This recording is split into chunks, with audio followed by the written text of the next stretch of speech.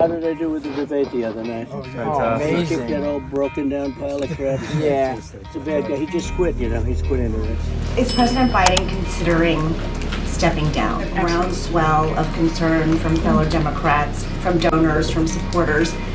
Doesn't he owe it to the American public to reflect on whether he should step down? It's better when he left office. And I'm going to continue to move until we get the total ban on the total initiative relative to what we're going to do with more Border Patrol and more asylum officers. President Trump? I really don't know what he said at the end of that sentence. I don't think he knows what he said either. Look, with the COVID, with dealing with everything we had to do with, look, if we finally beat Medicare. Thank you, President Biden. President Trump?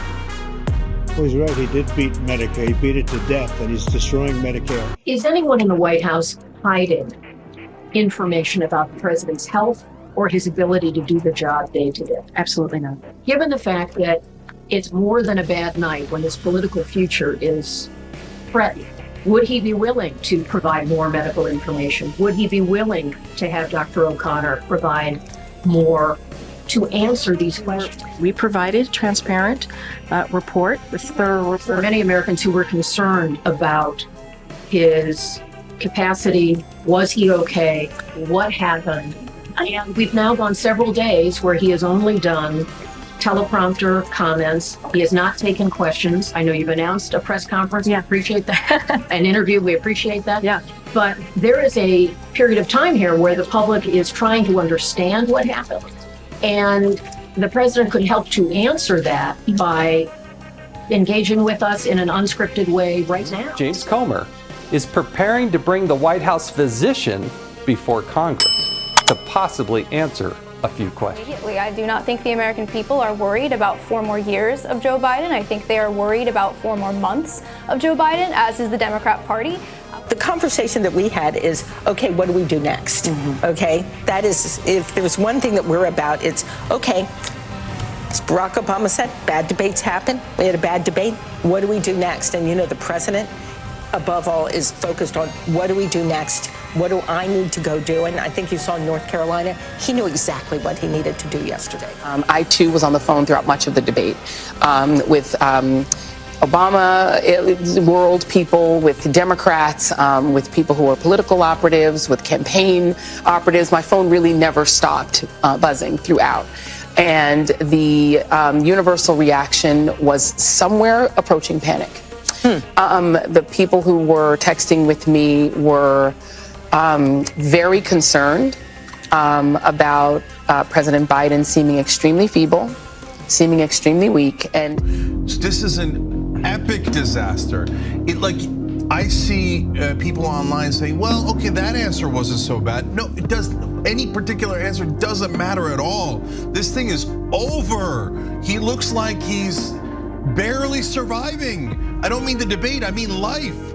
And so there's no person that has a single brain cell left in their head who thinks that Joe Biden is the best candidate to take on Donald Trump. And I will bet them any amount of money that Joe Biden's going to lose this election if he's the candidate.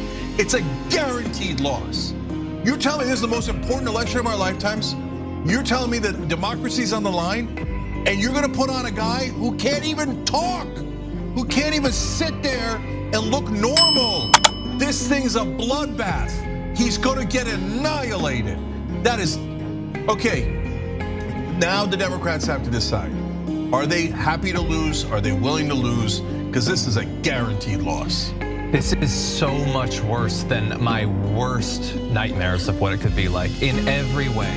He's doing the best that he can, but he had a test to meet tonight to restore confidence of the country and of the base, and he failed to do that. And I think there's a lot of people who are going to want to see him consider taking a different course now. We're still far from our convention. And there is time for this party to figure out a different way forward if you will allow us to do that. Everybody calm down, and I'll tell you why.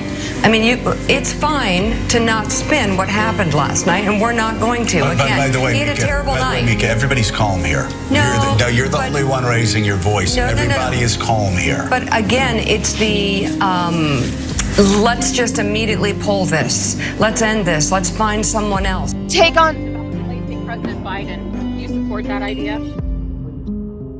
Look, I will never turn my back on President Biden.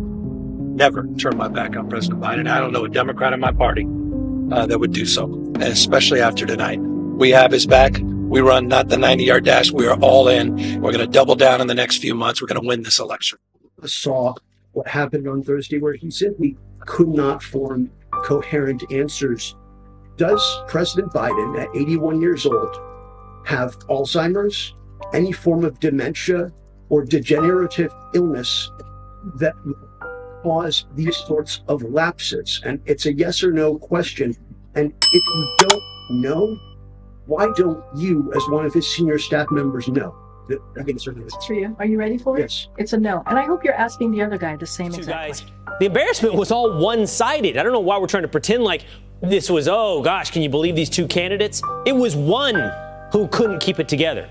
Yeah, that's right. And but look, our adversaries already knew what Joe Biden was all about.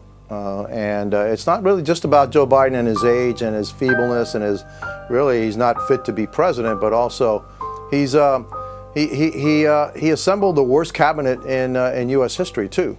And it's the policies of the Democrat Party that are really, destroying America. Open borders, reckless spending, weakness abroad, all that makes for a pretty bad combination of policies, and that's what the Democrat Party is about. That's what Joe Biden's about. The fact that he's also weak and feeble and obviously not fit to be president, well, that's just a cherry on top. It's interesting you say that our foreign adversaries already knew, it's no surprise to them, about the condition of Joe Biden, which makes sense as well because they have to interact with Joe Biden. And it also kind of makes it even more interesting than if they knew that they would go public and mock Biden. Yeah, and now the whole world knows what we have been telling the world and the American people for well over a year, that this president is not fit for the job, and he's certainly not fit to be reelected. And last Thursday exposed the dishonesty, the lies, the corruption of the Democrat Party and also their allies in the mainstream media who have been lying to the American public for the past 4 years about Joe Biden's cognitive decline that we have been calling out, that President Trump has been speaking truth about. But the Biden campaign pointed the finger at us and said we were lying, we were engaging in cheap fakes. There's nothing cheap or fake about Joe Biden's mental state. Not only does our country see it, but the world sees it. Joe Biden is a national security risk. The Democrat Party is in crisis mode. They are collapsing before our eyes. I think last night was a big moment for people with common sense that want to see America be great again, want to put America first. Many people are saying that after last night's performance that Joe Biden is leaving the race.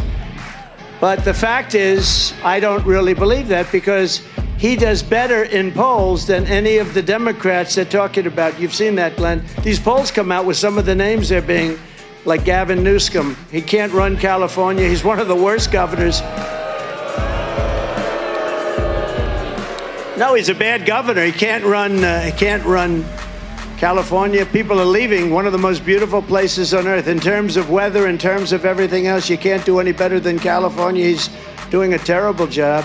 But he gets up and he says, oh, California's doing great, ba, ba, ba, ba, ba, ba, like a machine gun, ba, ba, ba, ba. But it's doing bad. People are leaving so fast, and he'd be easy. But he's got lousy poll numbers. And you take a look at some of the others. Then, of course, Kamala is somebody that will be on the scope.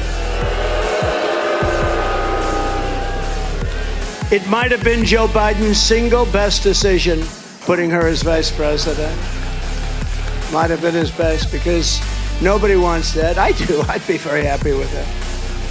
But they don't poll as well as this guy.